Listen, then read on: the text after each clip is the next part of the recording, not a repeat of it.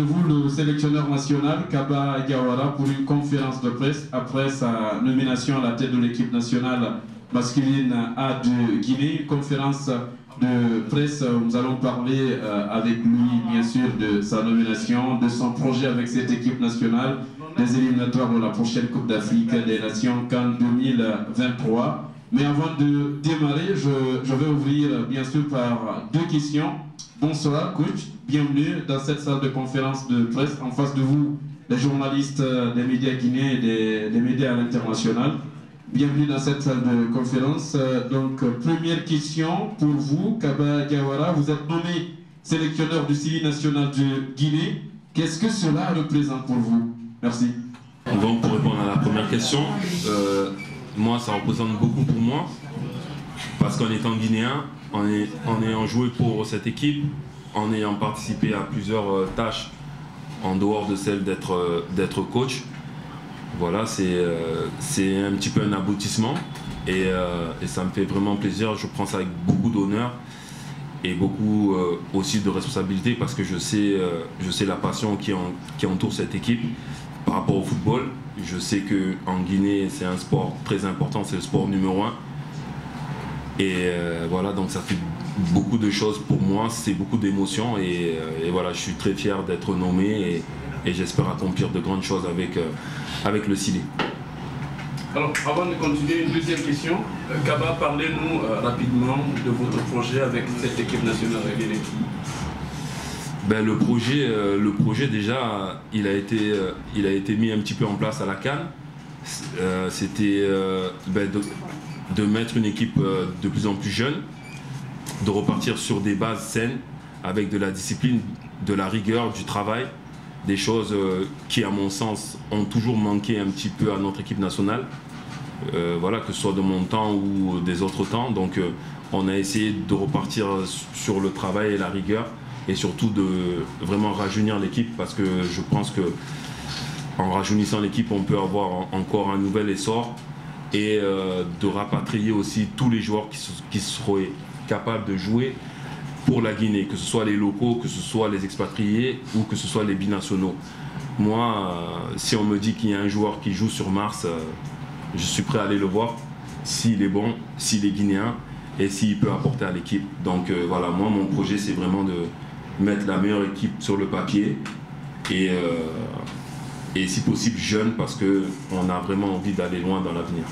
Merci Kaba Diawara. Maintenant, le principe est simple, vous allez vous présenter, décliner l'identité de votre média. Une question par journaliste. On va essayer de faire de telle sorte que les questions ne se répètent pas également. Donc on va commencer par devant ici. Bonjour coach, ça Joseph Cadno, FIM FM. Et après votre confirmation en tant que sélectionneur, le problème de votre diplôme a beaucoup fait parler dans la presse. Pardon? J'ai dit bien votre diplôme. Ah, okay. Votre diplôme. Qu'est-ce que vous pouvez nous dire aujourd'hui pour éclairer nos lanternes? Ben, mon diplôme, il est ce qu'il est. Je veux dire, moi j'ai l'UFAA. Mais pour en revenir à faire un petit peu l'historique, je vais vous parler d'une histoire. Parce qu'il n'y a pas beaucoup de monde qui le savent. Mais si j'étais un opportuniste et si je voulais prendre l'équipe sans diplôme, j'aurais pu le prendre déjà depuis 2010.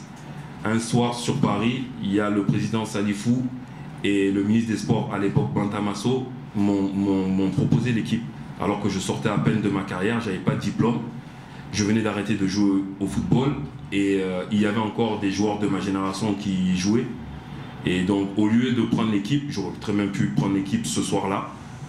Et j'ai refusé parce que j'ai préféré faire de la formation. Et moi j'ai commencé ma formation par un diplôme de management. C'est pour ça que j'ai commencé comme team manager avec l'équipe nationale. Et puis après je me suis orienté doucement vers les diplômes d'entraîneur que je ne voulais pas faire au départ. C'était un conseil, on m'a conseillé de le faire. Je l'ai fait et après, vous savez comme moi, ce qui s'est passé, Didier ça a été malade, donc je l'ai remplacé et après on m'a confié l'équipe. Mais je le répète encore comme ça, que ce soit clair pour tout le monde, si j'avais voulu prendre l'équipe en 2010, je l'aurais prise et à ce moment-là, j'aurais pas d'expérience, j'aurais rien et j'aurais juste pris l'opportunité du poste, mais par respect Et par amour pour mon pays, j'ai pas voulu faire ça parce que je me sentais pas prêt, tout simplement. On va continuer.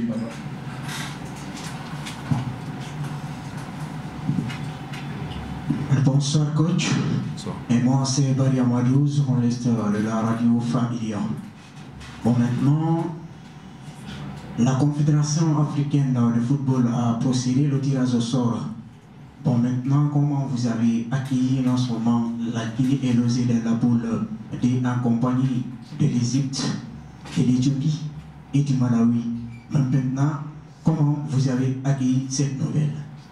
Ben, j'ai regardé le tirage au sort avec beaucoup d'attention, comme nous tous, je pense. Et à voir qu'après, on commence le premier match par l'Égypte, qui est vice-champion d'Afrique, une équipe qui a gagné 7 fois la Coupe d'Afrique, c'est la recordman, donc c'est un gros morceau. Mais bon, voilà, on échappe aux deux, donc on était sûr de prendre un gros. Maintenant, on commence là-bas. Mais les deux éditions précédentes, on avait commencé en Côte d'Ivoire et on avait commencé au Mali aussi, donc ça ne nous change pas. La seule difficulté, c'est que c'est dans 1 mois et demi, donc il faut déjà se préparer. Et après, on reçoit le Malawi contre qui on a joué à la Coupe d'Afrique et on a vu que c'est pas une équipe facile. De toute façon, en Afrique, à mon sens, il n'y a plus de petites équipes. Il faut se bagarrer avec tout le monde et on n'a plus la marge qu'on a pu avoir par le passé. Donc on va mettre vraiment tout le sérieux, la compétence qu'il faut. Et bien sûr essayer d'avoir la meilleure équipe en face, déjà dans un premier temps pour aller en Égypte, chez le vice-champion d'Afrique, et après de recevoir le Malawi.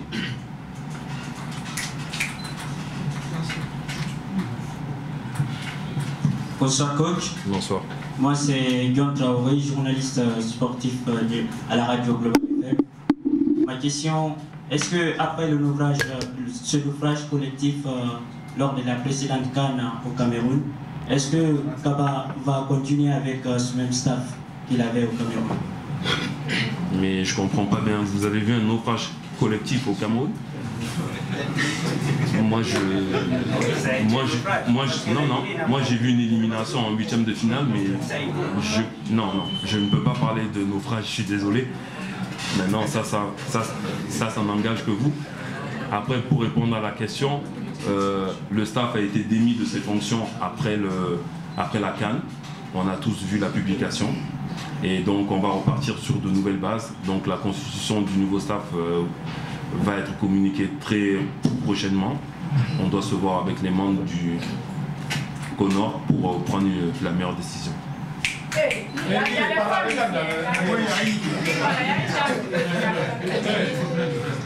Bonjour, Abdelbari de l'Université de Nimba Radio. C'est par là. Sous la transition, l'ossature presque de l'équipe nationale était connue. Si je dis transition, voilà, c'est que vous avez fait lors de la CAN et tout. Est-ce que cela va changer pour la première sortie du Sili national face à l'Égypte? Ben, on a eu un petit aperçu au mois de mars. Moi, mon souhait, mon vœu, c'est de rajeunir l'équipe. Donc on a convoqué des joueurs que nous, on les connaissait, mais vous ne les connaissiez pas. Et je pense qu'ils ont fait une très bonne prestation. Et donc on va essayer de continuer à faire ça. Et autant en prenant des jeunes joueurs, autant en essayant de prendre tous les joueurs qui désirent jouer pour la Guinée. On est en phase de, j'ai envie de dire, recrutement. On travaille beaucoup pour attirer les meilleurs joueurs qui puissent jouer pour la Guinée. Mais c'est vrai que l'équipe risque vraiment de changer au fur et à mesure du temps. On ne peut pas tout changer d'un coup parce que ce serait suicidaire, mais on va s'atteler à amener la meilleure équipe possible en fait. Bonsoir coach. Bonsoir. Félicitations. C'est Salim Diallo ici pour aller à C.com. Alors coach, dans l'affaire d'offre vous avez lancé le CONOR, on disait que le coach donnait forcément les idées à Guinée. Maintenant vous êtes en face, comment maintenant comptez-vous sortir là? Ben, j'ai déjà répondu à ça, je vais résider en Guinée. Ça fait partie des conditions, donc je vais le faire. Je ne sais pas à partir de quand, parce que voilà, mais c'est bon, je serai en Guinée. Ben, le premier match c'est en juin, donc il faut venir avant, tout simplement. Là je suis là, non?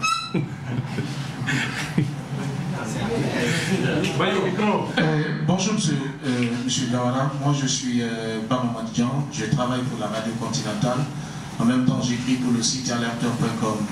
Ma question, monsieur Kaba, le football guinéen connaît souvent des questions de corruption ou des questions de commission dans la sélection, dans le choix. Est-ce que monsieur Kaba Diawara, c'est un coach qui vient à la tête de la Guinée, très aguerri, et est-ce que vous avez ce garde-à-fou pour dire que Kaba Diawara ne va pas tomber dans ces questions de favoritisme, dans ces questions de corruption pour le choix des footballeurs en cas de compétition en Guinée? La deuxième, est-ce que M. Kaba, après la compétition, vous avez pu tirer des leçons pour savoir pourquoi vous n'avez pas évolué au niveau de la CAN? Je vous remercie. Je vais essayer de répondre à la première question déjà. Moi, ceux qui me connaissent, et ici il y en a beaucoup, j'ai eu un passé de joueur. J'ai jamais trempé dans quoi que ce soit.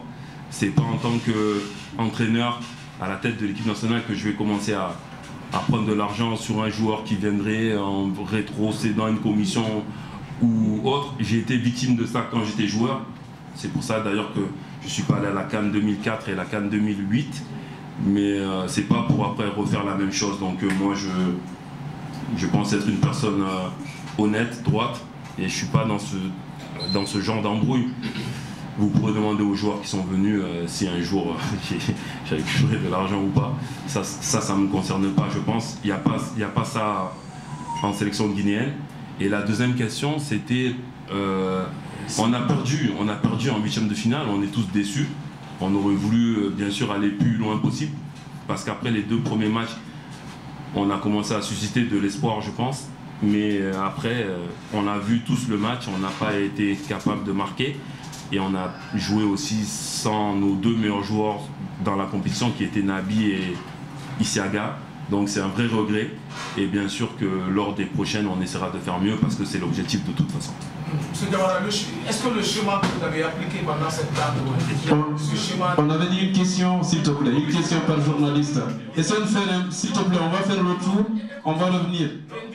Il faut que tu nous écoutes.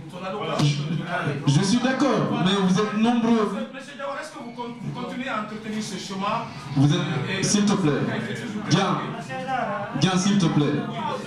S'il te plaît, Dian. D'accord. Mais on avait dit une question par journaliste. Ça fait 2 questions. Non, je peux répondre, c'est pas grave. Mais je crois que vous n'avez pas vu le match en Belgique. On n'a pas évolué à 3. Je ne sais pas si vous avez vu le match. On a joué à 4 derrière. Et moi, je ne suis pas fermé dans un schéma. C'est vous qui m'avez enfermé dans un schéma. Moi, je suis arrivé, j'ai vu que par rapport aux joueurs dont on disposait à l'instant T, on n'était pas capable de jouer en 4-3-3, parce que je sais très bien qu'en Guinée, c'est le schéma préférentiel. Mais il n'y a aucun schéma qui est fermé. Les joueurs, ils évoluent en club, des fois à 3, des fois à 4, des fois à 5.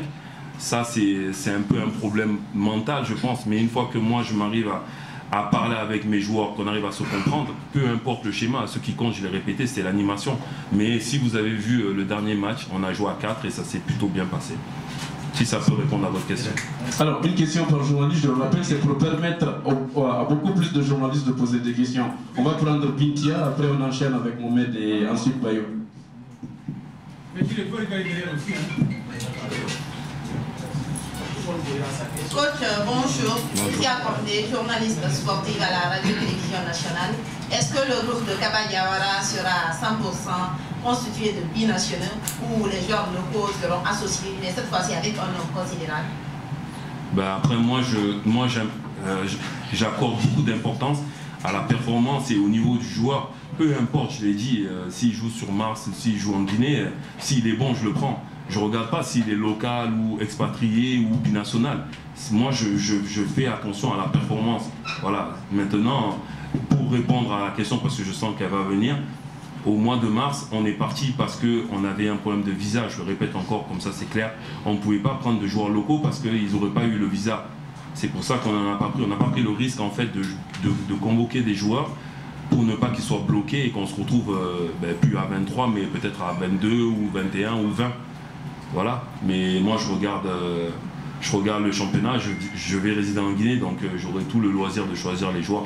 Mais encore une fois, c'est la compétence qui va me dicter les choix et je veux aligner la meilleure équipe possible. Et si c'est 100 locaux, ben ce sera 100 locaux. Si c'est 100 binationaux, ce sera 100 binationaux. Je ferai la meilleure équipe à mes yeux sur l'instant T, capable de répondre vraiment aux exigences de l'équipe nationale. Coach, bonjour. Bonjour. Je suis Sissi Mohamed du groupe Infomédia. Ma question, il s'agira cette fois-ci de Mouktar Diakabi, qui avait parlé de lui-même dans les médias notamment, à travers l'appel à candidature qui a été lancé par le comité de normalisation.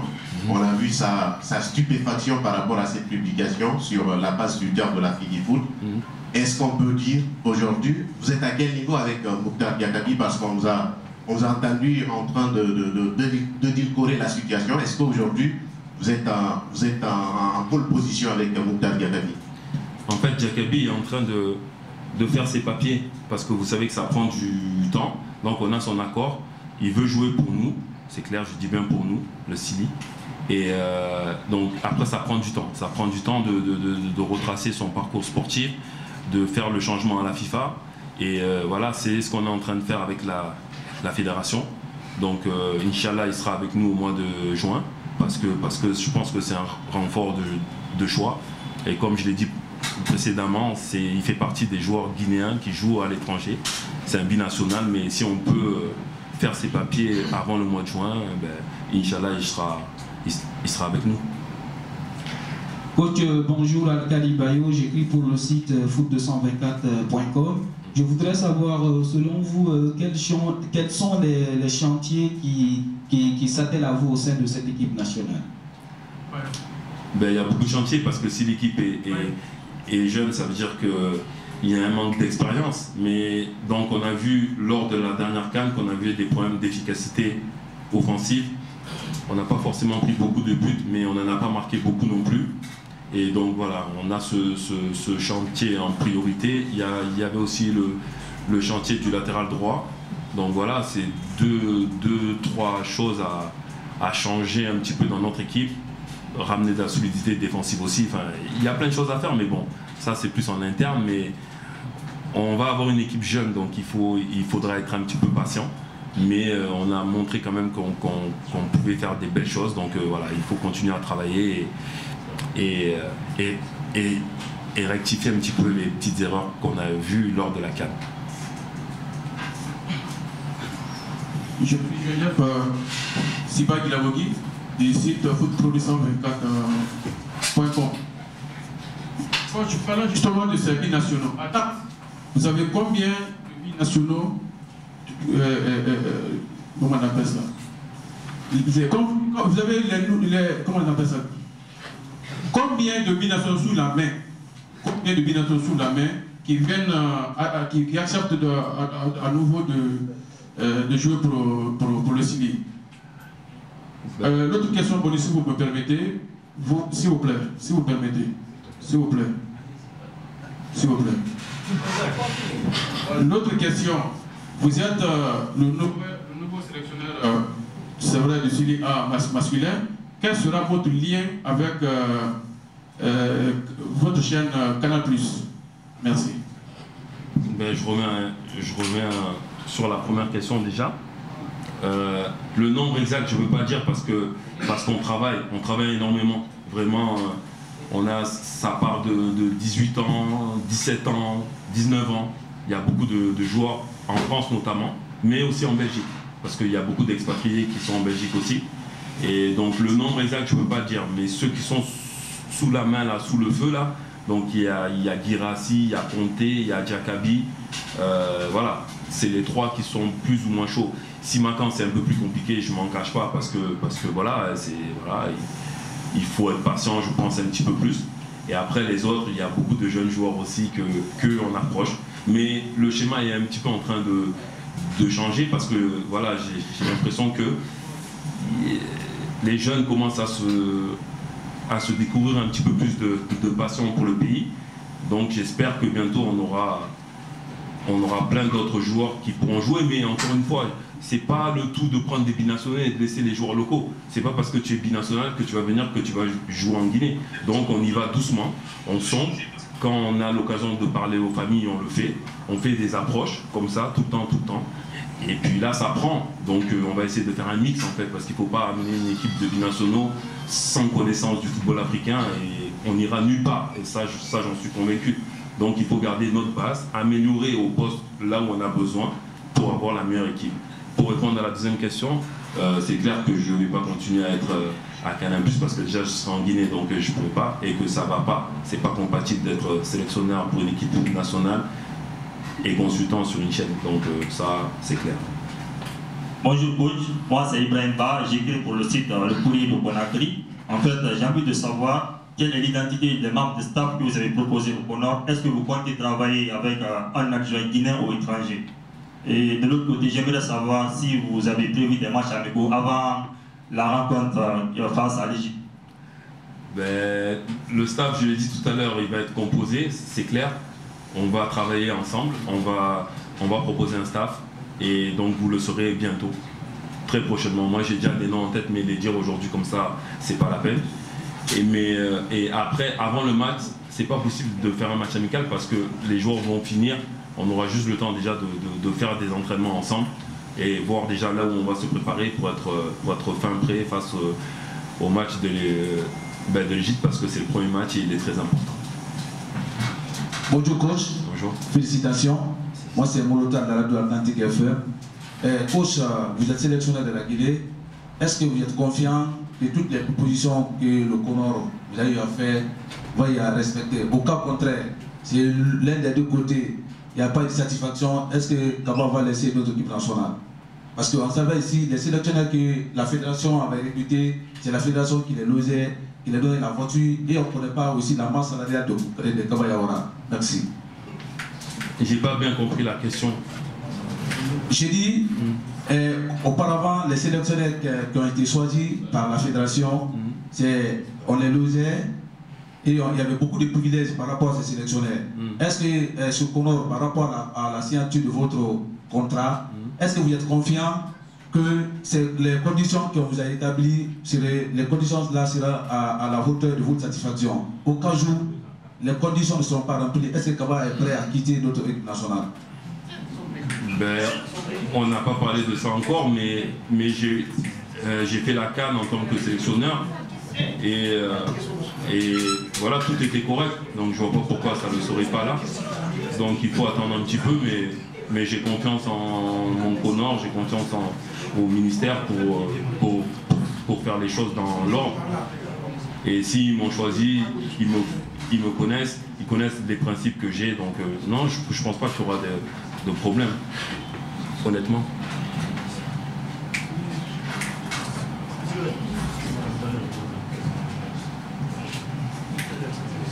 Bonjour coach, moi c'est Amidou Kibola, je vis pour le site Africa Sport. Je voudrais savoir le regard que Kaba Diawara que vous êtes porte sur le championnat national de Guinée. Merci.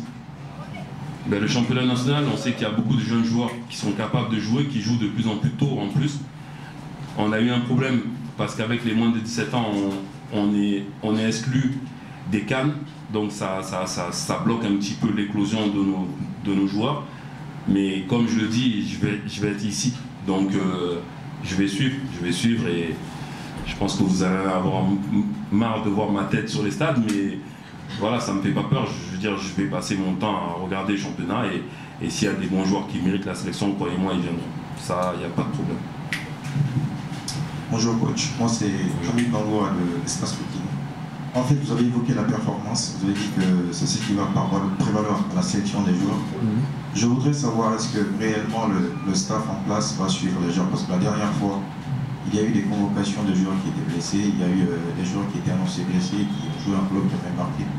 Donc je voudrais savoir, est-ce que le staff va réellement suivre les joueurs pour savoir qui joue et qui ne joue pas? Oui, bien sûr, on a une cellule pour ça aussi. Mais la dernière fois, on a été, moi j'ai été nommé au dernier moment. Et on a fait une liste un petit peu à la va-vite, j'ai envie de dire, dans le sens que le mois de mars n'est pas un bon mars pour les Guinéens. Ils sont souvent blessés, je ne sais pas pourquoi. on a eu énormément de blessures sur la première liste, donc on a composé rapidement, en fait, c'est ça. Et la preuve, le dernier en date, c'était Nabi. Il devait venir, il a joué le dimanche, alors qu'on était convoqué le lundi. Il nous a appelé du vestiaire en visio pour nous montrer que son genou était gonflé, il était en train de faire les soins. Donc c'est notre capitaine, c'est notre meilleur joueur, et lui il nous a lâché en guillemets sur blessure le dernier jour. Donc ça, c'est des choses à prendre en considération aussi, mais c'est clair qu'il va falloir être encore meilleur dans ça, dans le choix, pour bien sûr s'améliorer et pas aller de surprise en surprise. Bonjour coach, je suis... Bonjour coach, je suis Bagou Bari de Guinéfoot.info et de ActuSport TV. Je vous sens très calme ce matin, c'est déjà bien, comparativement au Kaba qu'on a vu lors de la CAN au Cameroun. Oui, c'est vrai. Alors, qu'est-ce qui va changer d'autre chez Kaba Diawara pour qu'il y ait le résultat attendu à la tête du ski national? Écoutez, vous savez, les résultats du foot, on fait tout pour que ce soit bien sûr la victoire à chaque fois, mais après on ne maîtrise pas tout. Donc moi, c'est clair que je vais progresser, c'est clair, parce qu'on progresse tous, que ce soit en tant qu'être humain ou en tant qu'entraîneur. Donc voilà. Et après, comme je dis, hein, on met tout en place, et après, Inch'Allah, on a la victoire. Donc moi, vous inquiétez pas, pour moi, je suis calme. Mais j'étais calme à la CAN. C'était juste qu'il y a 2-3 questions qui m'énervaient, parce que je n'arrivais pas à comprendre que ce soit les journalistes guinéens qui me posent des questions fâcheuses, alors que les autres journalistes étaient en train de féliciter l'équipe. C'est ça que j'arrivais pas à comprendre, en fait. Mais je suis de naturel calme, ne croyez pas, il ne faut pas me voir agressif comme ça. Bonjour coach. Bonjour. Mohamed Fouliman Sampir, Liberté FM. Alors coach, moi, ma première préoccupation, c'est de savoir l'année d'obtention de votre diplôme UEFA A-Pro dont vous possédez, et vos premières traces, et quelle catégorie avez-vous entraîné? C'est une question. Ok.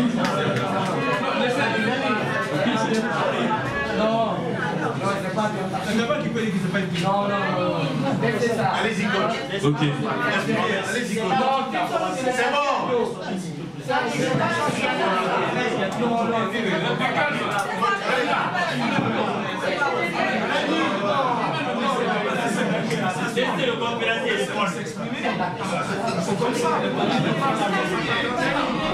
S'il vous plaît, nous sommes dans une salle de conférence et de surcroît entre confrères face à un sélectionneur national.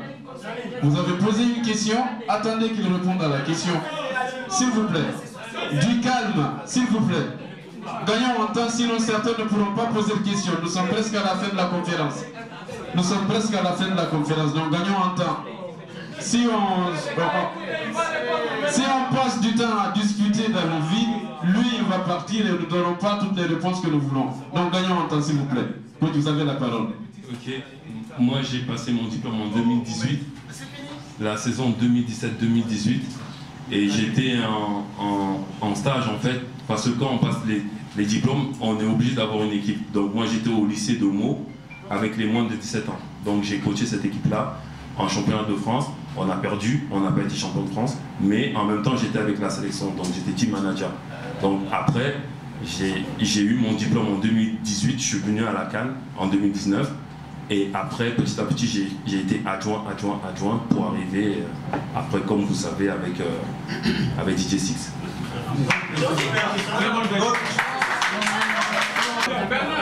Bonjour coach. Bonjour. Moi c'est Bernard Vélo.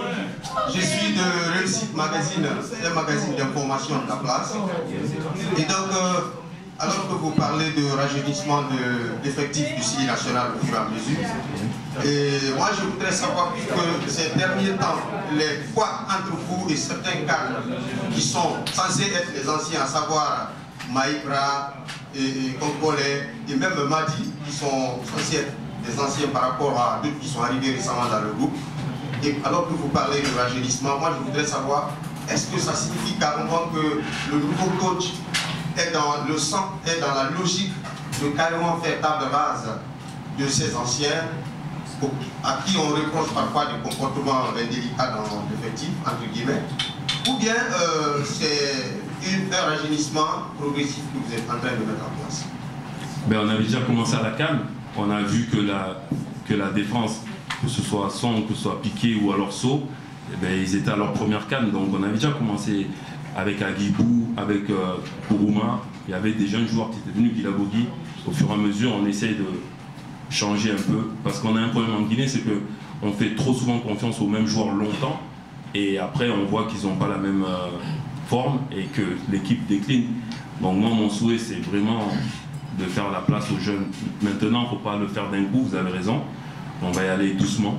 On va apporter chaque fois peut-être 1, 2 en plus. Et voir. Mais après, ce qui est des joueurs que vous avez cités, c'est aussi par rapport à la performance. S'ils sont moins performants ou si d'autres jeunes joueurs ils arrivent et qu'on a confiance en eux, c'est un choix ponctuel. Moi, j'exclus personne. Je veux dire, sur les matchs qui arrivent au mois de juin, je vais faire une liste, c'est clair, en me référant sur ce qui se passe dans chacun dans son club, dans son championnat, pour faire la meilleure équipe possible. Mais vraiment, je bannis personne, que ce soit les vieux ou les jeunes. Bonjour coach, c'est Chérif du groupe Dioma Media. Est-ce qu'on peut connaître la nature de votre relation avec les anciens cibles nationales, puisque quand vous avez déposé votre candidature, seulement Kamil Zayat et Dambobo ont affiché leur soutien, alors que les autres comme sont restés mieux. Bon, après moi j'ai de très bonnes relations avec mes anciens partenaires. On n'est pas tout le temps en contact parce que soit on ne vit pas sur le même continent ou soit on n'a pas les mêmes activités. Et puis vous savez, quand vous jouez dans un groupe, vous n'êtes pas amis avec tout le monde. Et pourtant, moi, chaque fois que je vois des anciens, on reste, on blague et tout ça, mais on ne peut pas être vraiment proche de tout le monde. Après, on n'a pas les mêmes vies aussi. Mais c'est pas parce qu'on n'est pas amis, c'est pas parce qu'ils n'ont pas dit sur les réseaux qu'ils moi, j'ai reçu plein d'appels téléphoniques aussi, des gars qui me disent non, on est avec toi, on a confiance en toi. Donc c'est pas forcé de l'afficher sur les réseaux sociaux. Ça c'est un phénomène de mode, j'ai envie de dire. Moi, je vais jamais sur Internet, je regarde comme ça, mais moi, faire une publication, je le fais jamais. C'est pas ma génération, j'ai l'impression. Donc peut-être qu'ils sont un peu comme moi aussi, tout simplement. Bonjour. Bonjour. Vraiment Libita Kamara du site Guinée du Sport et du site guinéquotidien.com. Moi, ma question, lors de la dernière d'Afrique des Nations, on a vu le jour où le site national est éliminé, j'ai vu constater une image quand même que moi personnellement je n'ai pas appréciée. J'ai vu des sportifs cogner avec des projectiles que personnellement je n'ai pas apprécié. Mais il faut comprendre que vous êtes choisi encore être à la tête de cette équipe. Mais le public sportif guinéen va être plus exigeant que ça. Est-ce que je ne souhaite pas que le cas pareil arrive, mais si cela arrivait en fonction des résultats, est-ce que vous êtes toujours prêt à encaisser ce cas pareil, ou bien si cela arrive, vous allez jeter le pont? Jeter les ponts, je ne sais pas, je verrai si ça arrive, mais ça c'est un incident que je regrette aussi, parce que c'est pas une bonne image qu'on a pu donner à notre pays. Je veux dire, c'est pas normal qu'en tant que Guinéen, c'est un autre Guinéen qui jette, je crois que c'était une bouteille sur moi, comme si c'est moi qui jouais, comme si c'est moi qui devais marquer les buts. Donc ça c'est regrettable, mais après je ne peux pas me mettre à la place de ce gars-là. C'est un passionné, il a vu l'équipe perdre, il descend, il jette la bouteille. Je l'explique pas, je me l'explique pas encore, mais ça c'est une bêtise, je pense. Il doit le regretter aussi. En tout cas, moi je le regrette qu'on ait pu donner cette image-là, mais c'est la vie. Après, j'espère qu'on ne pourra pas en arriver là. Donc ça voudra dire qu'on gagne des matchs et que tout le monde sera content. En tout cas, moi je suis là pour ça. Je suis là pour essayer de passer un palier, de faire progresser l'équipe et qu'on ait les meilleurs résultats possibles. Coach, c'est Dia de Guinée360.com. Plusieurs coachs, pas les moindres, sont passés à la tête de la fédération, à la tête du CILI, mais peu ont quand même produit des résultats attendus. Est-ce que, durant tout ce temps, le coach a pu quand même détecter certains problèmes pour ne pas tomber dans les mêmes situations que ces gens? La deuxième, c'est par rapport à votre contrat. Est-ce que vous pouvez parler un peu de ça, s'il vous plaît? Est-ce que ça porte pour combien d'années? Merci.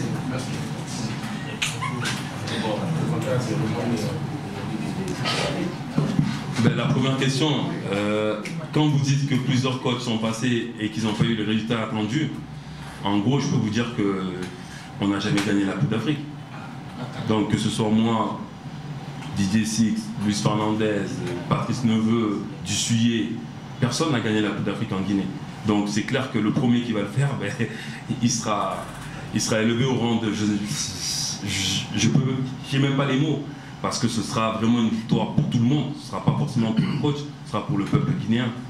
Après les résultats, on veut toujours faire mieux. C'est-à-dire là, on a perdu en huitième de finale, c'est clair qu'il faudra faire mieux et c'est la volonté qu'on a. Et après, pour la deuxième question, on n'a pas encore discuté vraiment. Et ça, vous le saurez très vite, vraiment. Deux dernières questions, Diaby, Abdoulaye. Ils ont longtemps entendu. Coach, bonjour, Abdoulaye Diallo de la MTG. On le sait, de par le passé, le Sili, l'environnement est toujours pollué. Il y a trop de tohu-bohu. Et un entraîneur, d'abord, il faut avoir le caractère et surtout le charisme. Cette équipe guinéenne, vous l'avez côtoyée en tant que joueur, à distance, team manager, adjoint et aujourd'hui l'entraîneur principal. La touche à Kaba Diawara, quelle va être cette touche-là pour nous éviter de tels comportements et surtout des joueurs aussi, puisqu'après tout, c'est non seulement le contenu qu'on a besoin, c'est-à-dire l'identité de Sili, mais après la discipline des joueurs. Mais moi, je m'attache à ça. Ça a été l'un de mes principaux chantiers. Quand j'ai pris l'équipe au mois de novembre pour les 2 matchs, la première chose que j'ai dit aux joueurs, c'était qu'il fallait qu'on revienne à la rigueur qu'ils mettent dans leur club, la rigueur qu'ils mettent au quotidien en étant pro. Ce que les clubs leur demandent, je ne vois pas pourquoi ils ne pourraient pas le faire en équipe nationale. Et si vous avez suivi un petit peu, les premiers entraînements, on a même commencé des entraînements en avance. Moi, j'ai été joueur dans cette équipe, on n'a jamais commencé de séance avant l'heure. Et là, quand j'étais manager ou adjoint, pareil. Mais là, au mois de novembre, ils l'ont fait. Ça veut dire qu'ils sont capables. Et ça a été un des critères de choix aussi pour la liste. Et ce sera un des critères de choix encore dans les listes futures. Donc moi, je m'attache beaucoup à ça parce que je sais que sans rigueur, on n'ira nulle part. C'est un peu ce qui nous a manqué sur certains matchs à la CAN. Donc voilà, c'est ça. Pour ça, vous inquiétez pas. S'il y a une qualité qu'on pourra me reconnaître, c'est ça. Moi, je transige pas avec tout ce qui est discipline, rigueur. J'avais un père militaire, il nous a inculqué ça à la maison, donc moi je l'inculque à mes enfants et je me l'applique à moi-même. Si on dit que c'est 15 heures, c'est 15 heures. Et c'est pas 15 heures 1 ou 2. Donc ça, au moins pour ça, les joueurs qui viendront ou les joueurs qui doivent venir, il faut qu'ils sachent qu'au niveau des horaires, on sera à l'heure. Après le résultat, ça, on fera tout, mais ça, on ne maîtrise pas. Dernière question. Question bonus. Bonjour coach, Gabi Mohamed, journaliste Ganga Radio. Coach, qu'est-ce qui vous traverse la tête quand on vous parle de François Kamanou, qui vous avait laissé lors de la CAN dernière, mais qui a été quand même convoqué lors de la trêve internationale, étant blessé? Ben, j'ai pas bien compris parce que François, j'ai parlé avec lui après la CAN pendant une trentaine de minutes et il m'a dit que c'était bon, qu'il avait compris le message et tout ça. Donc on l'a convoqué pour le mois de mars, mais après il s'est blessé. Donc ça, voilà, c'est comme Nabi. Une fois que le joueur il est convoqué et qu'il se blesse, on peut rien faire. Ce qu'on peut faire, c'est le changer et attendre le prochain match s'il est disponible. Mais voilà, j'ai pas de problème avec François. On a réglé ce qu'il y avait à régler. Et puis voilà, il est sélectionnable en tout cas. Alors, voici comment on prend fin cette conférence de presse. Tawfik Kaba, un dernier mot à l'endroit du public des membres de cette équipe nationale de Guinée. Ouais, j'aimerais bien vous adresser un petit message, mais ça c'est personnel. Voilà, vous savez, on est tous Guinéens, on a tous envie que cette équipe gagne. Et moi, vous savez que j'ai fait 10 ans à Canal+, il a dit le confrère tout à l'heure. Je ne suis pas là pour vous mentir, mais sachez bien que les mots, je sais les interpréter. J'ai suffisamment d'intelligence pour les tourner aussi en ma faveur ou en votre faveur. Ce que je veux dire par là, c'est qu'il faut qu'on soit francs les uns envers les autres. Moi, je ne suis pas là pour cacher quelque chose ou quoi. Il y a des choses que je peux dire, des choses que je ne peux pas dire. C'est la sauce interne, comme on dit. Mais je ne suis pas non plus l'entraîneur qui va essayer de vous prendre pour des bêtes. Vous n'êtes pas des bêtes. Moi, je ne suis pas un bête. Ce qu'on veut tous, on a tous la Guinée en commun. C'est pour ça que je suis là, moi. Aujourd'hui, c'est pour aider notre pays à franchir des paliers, à gagner des trophées ou en tout cas aller le plus loin possible. Donc il faut qu'on ait une relation saine et claire. si c'est pour commencer à venir en conférence de presse et avoir des soucis avec vous, vous savez, les mots, je sais faire.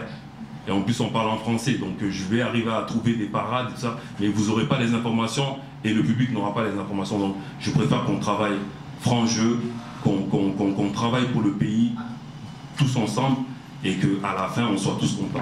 Voilà, c'est le message que je veux faire. Merci. Ainsi prend fin cette conférence de presse. Merci à toutes et à tous.